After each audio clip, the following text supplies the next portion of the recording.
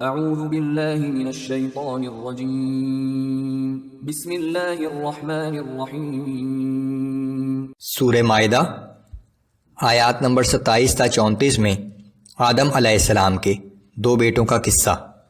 جب ان دونوں نے اللہ کے سامنے قربانی پیش کی لیکن ایک کی قربانی قبول ہوئی، دوسرے بیٹے نے طیش میں آ کر پہلے کو قتل کر دیا۔ بنی اسرائیل کے لیے یہ قانون بنا دیا گیا کہ جس نے ایک شخص کو قتل کیا تو گویا اس نے سب کو قتل کیا، اور جس نے ایک شخص کی زندگی بچائی اس نے سب کی زندگی بچائی۔ بنی اسرائیل نے اس قانون کی خلاف ورزی کی۔ اللہ کا قانون توڑنے والوں کی سزا کا حکم۔ اعوذ باللہ من الشیطان الرجیم۔ وَاتْلُ عَلَيْهِمْ نَبَأَ ابْنَيْ آدَمَ بِالْحَقِّ إِذْ قَرَّبَا قُرْبَانًا فَتُقُبِّلَ مِنْ أَحَدِهِمَا وَلَمْ يُتَقَبَّلْ مِنَ الْآخَرِ۔ اے نبی صلی اللہ علیہ وآلہ وسلم، آپ ان لوگوں کو آدم علیہ السلام کے دو بیٹوں کا قصہ ٹھیک ٹھیک سنا دیجئے۔ جب ان میں سے ہر ایک نے اللہ کے حضور قربانی پیش کی تو ان میں سے ایک کی قربانی قبول کر لی گئی اور دوسرے کی قبول نہ کی گئی۔ اس زمانے میں اللہ کی طرف سے قبولیت کی یہ علامت تھی کہ آسمان سے ایک آگ آ کر اس قربانی کو جلا دیتی تھی۔ قال لأقتلنك قال انما يتقبل الله من المتقين۔ تو اس پر دوسرے نے کہا کہ میں تجھے ضرور قتل کر دوں گا۔ پہلے نے جواب دیا کہ بے شک اللہ تعالیٰ تو بس پرہیزگاروں ہی کے اعمال قبول فرماتا ہے۔ لئن بسطت إلي يدك لتقتلني ما أنا بباسط يدي إليك لأقتلك إني أخاف الله رب العالمين۔ اگر تو مجھے قتل کرنے کی غرض سے اپنا ہاتھ میری طرف بڑھائے گا تو میں تجھے قتل کرنے کے لیے اپنا ہاتھ نہیں اٹھاؤں گا، کیونکہ میں اللہ سے ڈرتا ہوں جو تمام جہانوں کا رب ہے۔ انی اريد ان تبوء بإثمی وإثمک فتکون من اصحاب النار وذلك جزاء الظالمین۔ میں چاہتا ہوں کہ تو اپنے دوسرے گناہوں کے ساتھ میرے قتل کا گناہ بھی اپنے ذمہ لے کر اہل جہنم میں سے ہو جائے، کیونکہ ظالموں کے ظلم کا یہی ٹھیک بدلہ ہے۔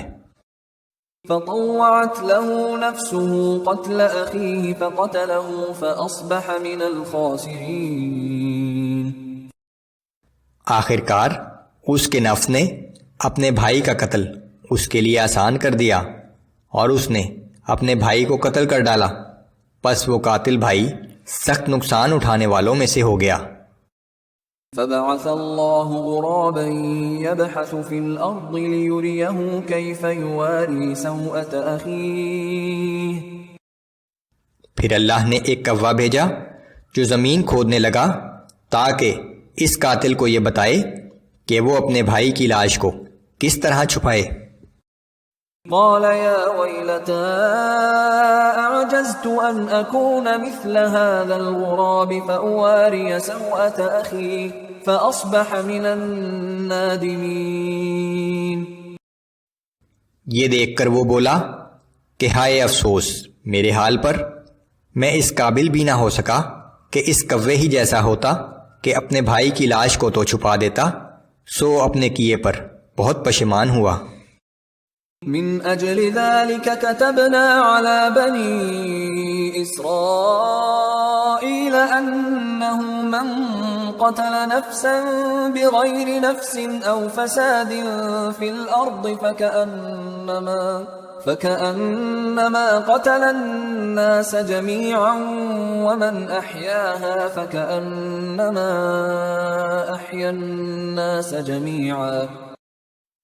اسی واقعے کی وجہ سے ہم نے بنی اسرائیل کے لیے یہ فرمان لکھ دیا تھا کہ جو شخص کسی انسان کو بغیر کسی انسانی خون کے عوض یا زمین میں کوئی فساد برپا کرنے کے جرم کے بغیر قتل کر ڈالے تو گویا اس نے تمام انسانیت کو قتل کر دیا، اور جو شخص کسی انسانی زندگی کو بچانے کا سبب بنا تو گویا اس نے تمام نوع انسانی کو زندگی بخش دی۔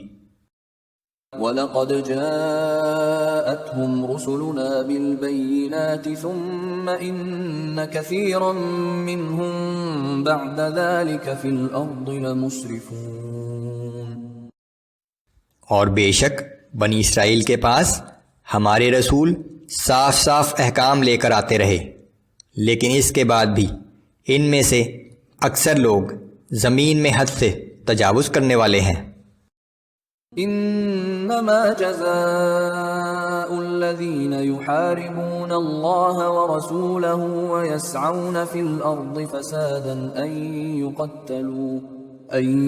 يقتلوا او يصلبوا او تقطع ايديهم وارجلهم من خلاف او ينفوا من الارض۔